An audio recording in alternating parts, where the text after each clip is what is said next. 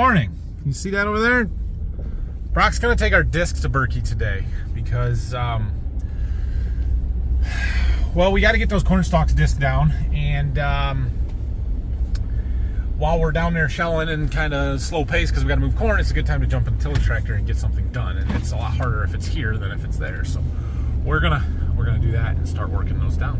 Anyway, I am off on my way down there. We've got to get the field opened up around the plot so we can do the corn plot this morning.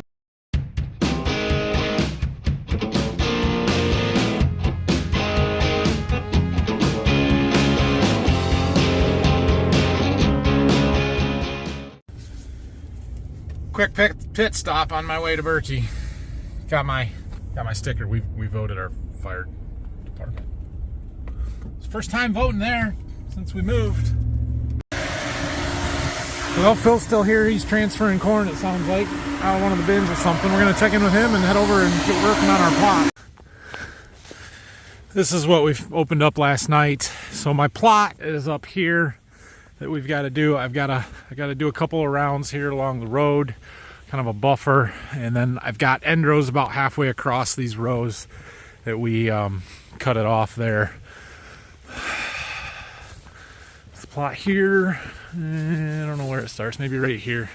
There's definitely a variety change. Yeah, there's our flags. So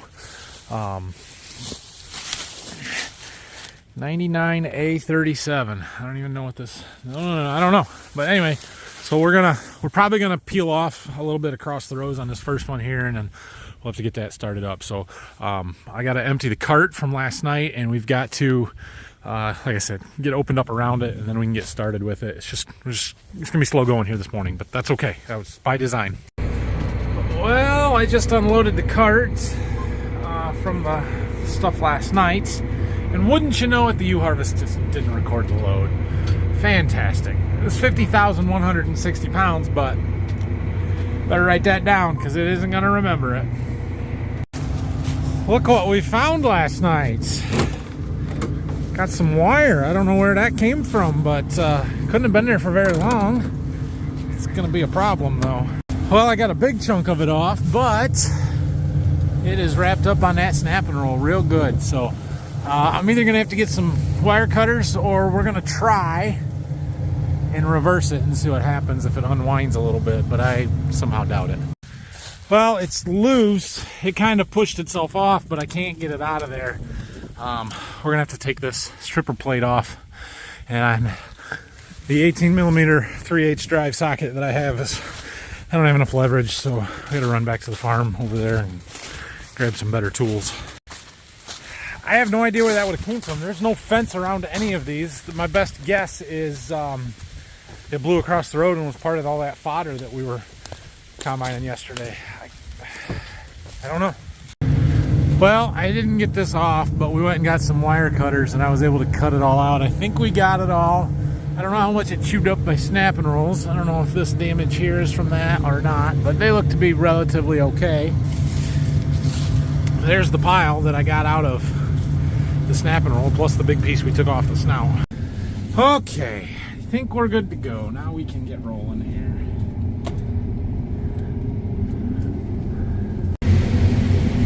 All right, we've finally got opened up around the plot here. You can see on our map, we did these end rows right across the center, and I am taking the first pass up that is not part of the plot. That one is, and you can verify that based on our planning map there. So we're in the right spot, and it should be good here. So I'm gonna empty into the grain cart again. I had Brock come over and run cart for me while we were opening the field up a little bit, just to help get it going faster, so he can get that empty, and then we'll park that, pull the iPad into the combine here so we can have our weights, and we'll get started with it.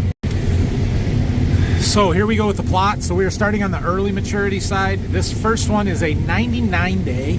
It's a new one that I have not planted before. I'm not real familiar with. 99A37 is the number on it, and I know nothing. I know nothing about this one. So we'll see what it yields.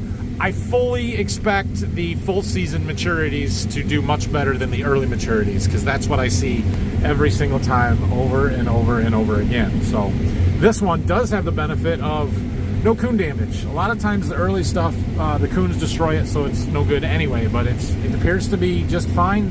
We don't have any of that damage.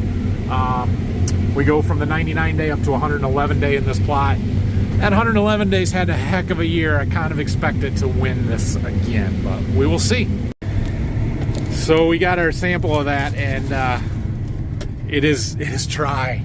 It says it was 14.3. That's, I mean, it's a 99 day corn and it is November. It should not still be there, but yeah, it's that one says it was dry. We'll see what our moisture tester says. But Brock's emptying our cart, so we're waiting for him to get back over here. But we're into the middle maturity ranges, 106, 107 day there. You can really see a difference in the amount of leaves left. Like that, the stalk is still there, but all the leaves are gone. And this one here still got a bunch of those top leaves on it.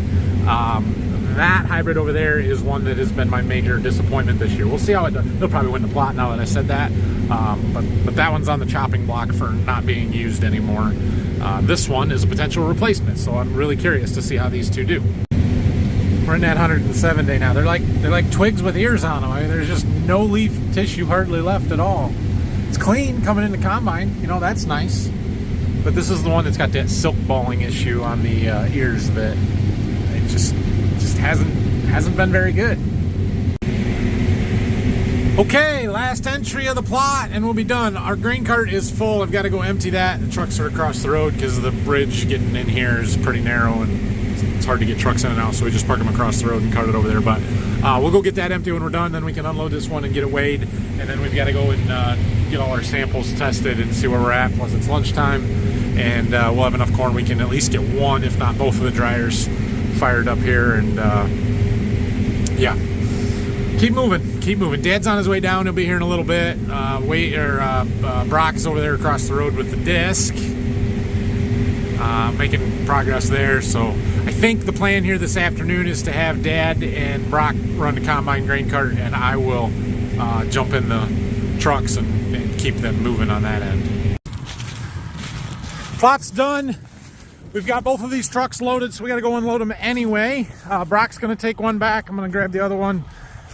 Tony, sales rep who's helping me do the plot, is taking the samples back to the farm, so we'll go get these unloaded and maybe grab some lunch, and then we can get back over here and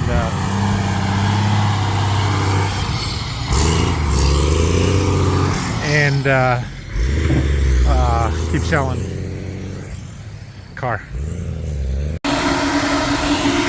All right, well, we got the one truck empty. We put that one straight in the overhead so Phil can just haul it out, because a lot of that was from the plot, or it was all from the plot, and some of those numbers were in the 14s moisture-wise, so it's fairly dry. Some of them were 17, but by the time you average it out, it'll be fine. This other truck here is from the stuff that we opened up around at 111 day corn. It's still dry. It's 16.8 to 17. Like, why I'm drying it, I don't know, but we're putting it in the dryer, and we'll just run it for an hour to an hour and a half. It'll be fine. It'll be fine. So I'm watching, because our buzzer is over here. You can't hear it from over there, so we don't want to overflow this. And when the corn is dry, it flows much better than when it's wet, and you will overflow the bin if you get it too full. The bins are bursting. Problem with dry corn. It doesn't stand up as steep, and then it flows right out to eve. There's barely a crack there too. Oh well. Dad made it down. We got our dryer started. So I'm gonna truck now for a while. But they should have enough they can get started, which means I can go get myself some food. So I'm gonna pull this truck out of the way in case Phil comes back and wants to load up. And then we'll come back and we'll go get some food. We'll come back and get the truck and go over there. They should have the other one full by then. I'm back. That was quick. Phil's here. He's loaded up. I'm going to keep hauling. We're going to take the truck and go back to the field and keep hauling. All right. So we're waiting on them to fill this truck up so I can take it back. Okay. Phil was just back loading there. Like I said, he's actually going to a different elevator. So here's the situation with that, right? We are hauling our corn to the Andersons. That's our local elevator here at Berkey that we haul all of our grain to from the farms down here. Normally we take it to Maumee.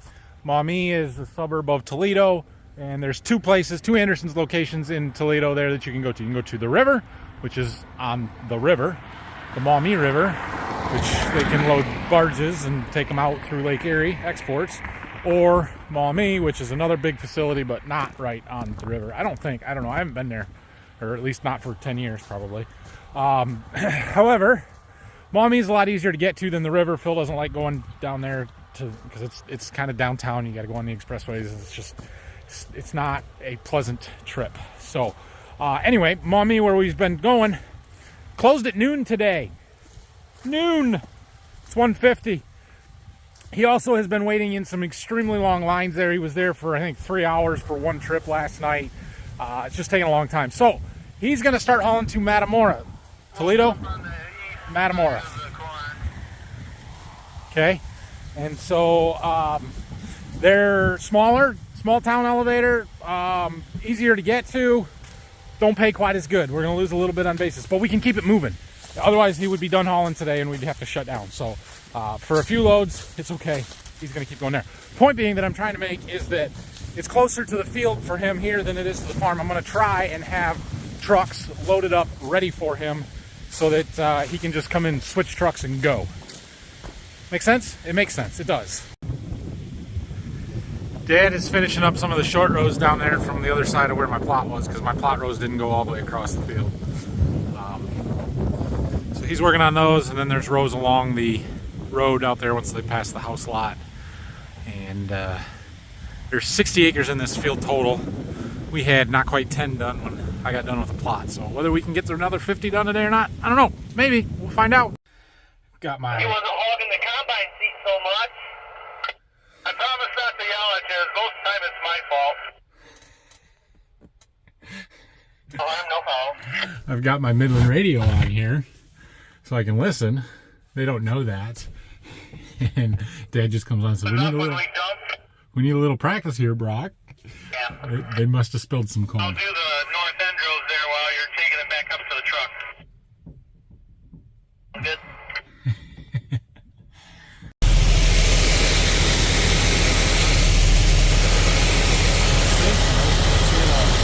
Anyway, he's loading us up. We'll get out of here. Oh, in the Matamora? Yeah, Maumee closed at noon, so he's hauling to Matamora, and they're just as good, if not a little better price anyway, and he's going to be a lot faster getting in and out of there, so. It's like a real deal to me. I think that's a great idea. Yeah, it'll be good. All right, so we're back over here at the field. Dad and Brock got it opened up anyways, the ends, and they're into the longer rows now. So another thing we need to talk about. So out here, we had our variety plot. We've done that, right? But we also had that nitrogen plot. You guys remember this spring, our crop consultant does some nitrogen work or research using stabilizers and stuff. And so we've got those replicated strips out here. I'm going to try and find the flags, and we'll see if we can remember what they mean. Well, we've got a pink flag there. Should be every 16 rows. 1, 2, 3, 4, 5, 6, 7, 8, 9, 10, 11, 12, 13, 14, 15, 16. Right there is a yellow flag. Okay. Oh yeah, there's the flags. I see them. Real good now. I'd have to look up and see which they were, but we have 4 different strips out here replicated 3 times each. And so one of them is a 75% rate of nitrogen, which is like 140 pounds, I think, out here, just straight by itself. Another one may have been 140 pounds or 75% rate with the NServe, the nitrogen stabilizer. And then we did 100% rate with and without the stabilizer. So there's 4 different color flags. Those are what they represent. And the crop consultant has access to this yield map, and they will just use the combine yield monitor data to analyze that and whether those stabilizers helped save the yield from what it would have been, or, you know, if what they're trying to figure out is, can we reduce our nitrogen and use a stabilizer versus full rate without a stabilizer to be more cost conscious, to be more efficient with our nitrogen use. I guess that's what I'm looking for there. So all of these go through all the way there. I told Dad it is very important that you stay on the right rows and don't get off and have you know, the row of shame, because we need this data to be good, and it's 16 row increments, so they have to match up. Wind's picking up again. I am going to have some time to kill here because we're going to keep the big trucks full so Phil can just keep them and swapping and hauling them. So basically, whenever the International gets full, I take it back to the farm. So I got a little time. So I'm just going to hang out here. I'm going to jump in the combine with Dad for a little bit. And we'll see if we can see anything in this yield strip. But yeah, all should be good. Plus we can get some more sweet camera footage. Best get out the way before you get run over.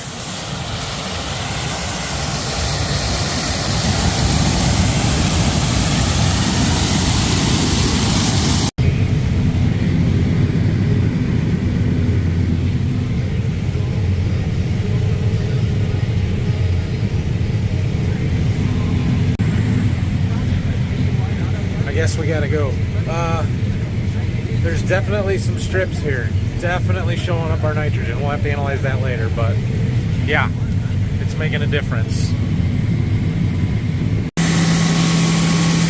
Let's watch Brock unload while he's talking on the phone and see if we can make him nervous enough to spill something. He's only got the gate halfway open. He's gonna go slow. Probably smart. Good job, Brock.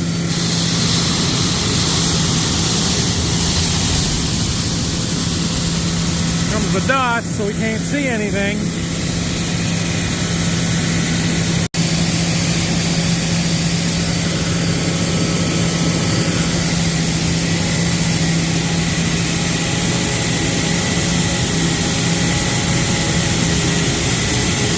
He moves that spout a lot.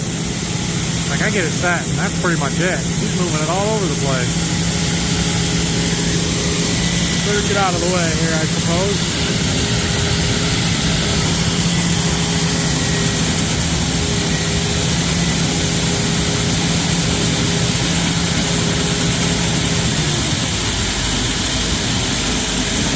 There you go. Boss is watching, so he didn't want to spill anything. Alright, we gotta go unload this one, and we gotta hurry.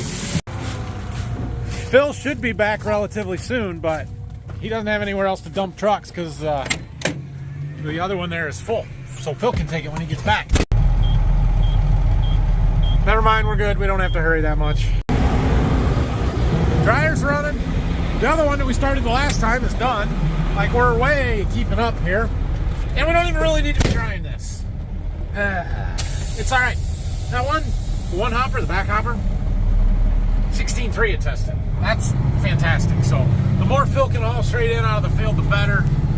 But for stuff that we are going to put in a bin and leave until who knows when, March, May, August, we're going to run through the dryer. I tried turning them down a little bit so it doesn't run for quite so long.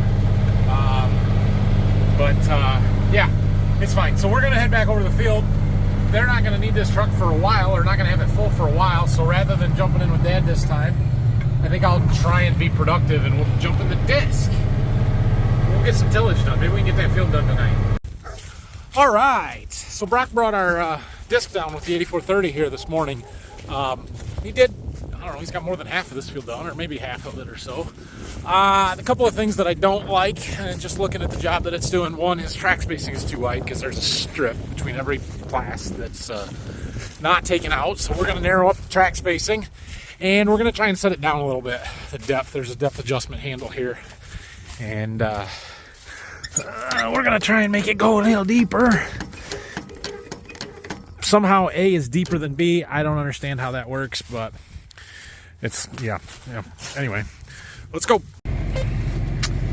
Yeah, Brock's got our track spacing and implement width at 30. It is definitely not 30. The implement is only 29 feet wide, but you gotta go down to 27 foot spacing to not have skips. So we'll make that change. Make sure everything else is set up the way that it should be. That looks good. I don't know why it doesn't save stuff. It should save all these dimensions. We'll just guess. We'll say it's 8 feet to the front of the implement, front to the rear of the implement. Oh, we'll say 15 feet. And lateral 0 inline from connection point to control point. We'll say 12 feet. Close enough. What is that noise? Brakes. Anyway, documentation. Yeah, he doesn't have any of this set up right. Remove. We're not seating. This doesn't matter. I'm not going to import tillage data off of this display anyway, but secondary tillage, target depth. We'll say 3 inches. Okay. And steering on. We'll try that. It is loud in here. Is that just... I don't know why it's so loud. Is that just the way this tractor is? Because we're kind of working it? Drifting all over the place. I think that's going over the cornstalk rows. But it looks like it's doing a decent job here. We'll make sure our track spacing is okay. We are going on a little bit of an angle to the rows. You can kind of see that. It should be on about a 5-degree angle. Yeah, it's knocking them down. I don't mind the job that we're doing here. We might set it down just a little bit more, but we're doing about 8 miles an hour. We're in 12th gear, and once you hit 13th, there's a big range change there, and it's a rough shift, and it's considered a road gear, so I don't really want to hit 13th in the field. 12th is as high as we'll go. Let's see. Turn this little dial, and somewhere it'll give me a graph to show how much of the tractor power we're using. Right there. So when that bar is full, basically it means we're using all the rated power. It will go past full a little bit when you're getting your power bulge or whatever the heck they want to call it. But that looks pretty good to me. So we'll maybe do some tweaking with our pitch a little bit. Looks to me like the front is deeper than the back, but it's not rigid too terrible bad. I don't know. It looks okay. Okay, so I found a setting that was not in the right spot that made a huge difference, and I'm surprised at the difference it made, so I'm going to demonstrate. Probably won't do it now, but this little switch right here, it was not where it should have been. This switch is the four-wheel drive. Turns the front wheel assist on, basically. When you put it in auto, it's on. When it's clicked all the way down, it's only on with the brakes. And it was off, so we were not running, our front wheels were not doing any driving, any pulling on that first pass that I just made, or for what Brock had been doing with it. Right now, with it on, we're running about 4% slip, 5%, and we're running 8.5, maybe a little bit more, a little bit less miles an hour, right? I saw it up to 8.8, it's down to 8.4, there's 8.8, 8.5. Okay? When I turn up here, I'm going to flip it off, and we'll see what the difference is. Okay, I just turned around, flipped that switch to off. Now look at our slip percent. We went all the way up to 12, 13% slip. Our speed's down to 7.5 to 8 miles an hour. So just running the four-wheel drive here, we're gaining half to 1 mile an hour, and we're losing 6 to 7% slip, 6 to 8% slip. Like, that's a big difference. Now, I don't really want to hit that switch while we're under load and pulling here, but that's why you run front wheel assist on tractors and just leave it on. The auto, what the auto means is that when you get up to road speed or above, I don't know if it's 15 miles an hour, 12 mile an hour, something like that, it automatically kicks off so that you're not running front wheel assist on the road, because that will make your tires potentially wear faster when you're on too hard of surfaces. So you want a little bit of slip, but you don't want 13%. You want that 2 to 4% slip, which is what we had with those front wheel assist on. So we'll make that switch again we'll flip it back on when we make the turn up here, and yeah, cover a little ground a little faster and do a little better job, and the whole 9 yards. These two on the radio, Dad and Brock, they're having a battle. Late game. They're having a late game battle.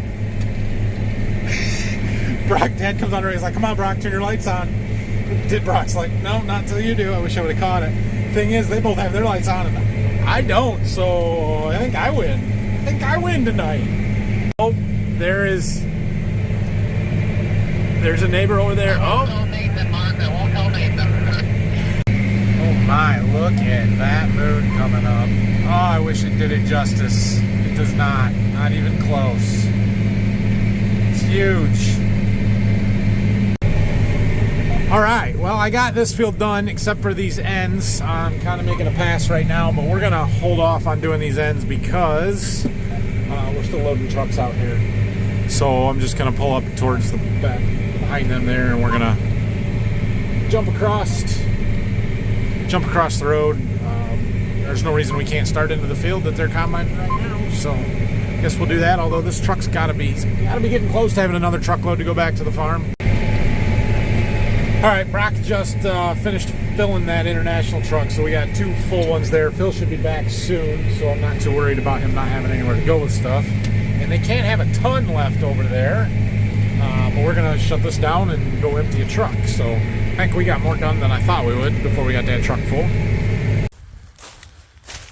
So I just asked Dad how much more he had to go. He said he's only got 1 more pass over there, 8 more rows. So that's good. That's this was a 60-acre field that we're going to get done here today, and they're going to come over here and start working on this, which is good because there is 64 acres in that field, 5 or 6 of which is already done, and then we've got 13 across the road to the north there, and that means if we can get 10 or 20 acres here done tonight, we should be able to finish tomorrow, which would be awesome. Well, the elevator must be closed because Phil brought the next truck back here. But I think we've got close to enough hauled in, really, to finish harvesting and filling the bins. However, it sounds like we've got another 6,000 that's got to get hauled yet, 6 or 7, because we've got contracts and the basis is set and we got a haul. So no big deal. It's just we don't have to do it before we can finish harvesting. So we should have a good day tomorrow and get done. The question is, this field's a different variety and it may be a little bit wetter. It may slow us down just a little bit. We'll see. Anyway, we're heading back to the field and I can't see. I had to bring another truck over. He had one full when I got back with this truck. So I took that one back and Phil's dumping it. I brought the Cascadia over. Now he's going to have the International full, but Phil should be able to keep up hauling, so I'm going to jump back in the disc and see how far we can make it. We'll have a light blinding competition. Those 2 coming right at me and me going right at them. This is fun. I know it's the tail end of the harvest grind and the marathon that we've been at it forever, but dang it if this isn't fun. Like, all of us kind of working in the same spot, covering acres, getting stuff done, good weather. Oh, it's awesome. Heck yes. Let's do this. So the plan here, we just started both the dryers, right? So they take about an hour and a half. And so if we can work till they're done or somewhere in that ballpark of time, and then we'll head home from there, that would be great. We should get enough done here that we can finish it tomorrow pretty easily. Yeah, and I should be able to get most, if not all the way across this field. We move with this disc, so we're covering 29 acres an hour. That doesn't include turning on the end, so it's probably closer to 25 acres an hour. But 1.75 hours, that'd be an hour and 45 minutes. Probably take 2 hours to actually finish this field, so we probably won't get it done, but we'll get a good dent on it, and then not tomorrow because we'll be busy harvesting and Brock's not going to be here tomorrow, but the next day, if we're done, we should be able to come down here with this disc and knock out the rest of the corn stalks. There won't be that much to do once we get, we got one field done, we'll have this one done, so we'll have a good chunk of it already done, and the rest should be easily doable in a day when that's all you're doing. So yeah, that's good. We do have a lot more corn stalks back to Waldron that need to be disked yet, so as soon as we're done here, we'll have to get this back and keep moving up there. Well, even my best laid plans go awry sometimes. I think Dad's had enough. Quitting time. It's 7:21, and he's gotten up to the trees. There's trees over there. Can't see them anymore, but they are there. And we cut off tonight. He's gonna shut her down. Well, it says I did about 19 acres here. I could keep going because they've got a truck here. Dad and Brock can go back.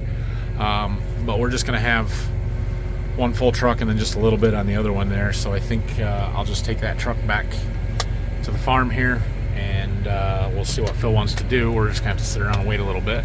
Could go get some dinner somewhere, or maybe Phil will stay and I can go home. I don't know. We'll figure it out. Burr, it's getting cold. I kidding myself in the mornings because I leave my house and the sun's out. I'm like, it's gonna be warm today. I don't need a coat. I forget it gets dark at 5:30 and it's freaking cold after it gets dark. Should have wore a coat. I might have one in my truck, which is back at the farm. I should grab it. Phil's gonna take care of it. I'm going home. So he's just gotta wait for the dryers to get done, which they should be done in half an hour, 45 minutes, and then I think he's gonna drop them and refill the dryers so that we can get them started first thing in the morning. That's gonna be the one big thing that might slow us down tomorrow, is whether or not we can work stuff through the dryers fast enough. So down here we had 3 different hybrids outside of the plot. We had a 110 day that was the first stuff that we ran. Then we had a 108 day that was in part of the field we did yesterday, and a 111 day that was the field that we did today around the plot. And now the field that we're in is back into the 108 day. Okay, 3 different hybrids. The 111 day was all running in the 16.5 to 17 range. The 110 day was all running in the 17 to 17.5 range, and the 108 day is like 18%, 18 to 18.5. So it's the wettest corn, even though it's the earliest maturing, shortest season. Whatever, it is what it is. But we've got to run it through the dryer. I mean, he can haul some straight out of the field, but we need to dry it to put it in the bins and stuff, and it's going to take a little bit more time just to keep all that stuff going. So Dad and I will come down in the morning. Brock's not, he's got to work his real job tomorrow, but Jack should be back around tomorrow. He was busy today, so he wasn't around. And 60 acres, we got 60 acres. We should be able to get it done. It should not be that hard. But if Phil's going to keep hauling, then we have to stop and run our own trucks, and that slows things down just a little bit. So we'll see how we do. But it looks like we're going to have plenty of space. Phil's hauling in a little bit more than we really needed to because we can. We've got it stuff contracted and sold, so we're just going to finish it. But anyway, all is good. Hit that like and subscribe button. Oh yeah, I was going to point it out yesterday when I was actually wearing my Border Review Farms stuff, but it's a great time to get some Christmas shopping done if you know somebody that might like a Border Review Farm sweatshirt, shirt, hat, sticker, something. So go check out farmfocus.com, get all of that stuff, and get it coming before the holiday rush things get super busy. Yeah, have a great night, everybody. Questions, comments, leave them down below. And if you would, subscribe to the channel for me, please. Would appreciate that. Hit that like button. That helps me out a bunch. And we will see you again for the last day of harvest tomorrow.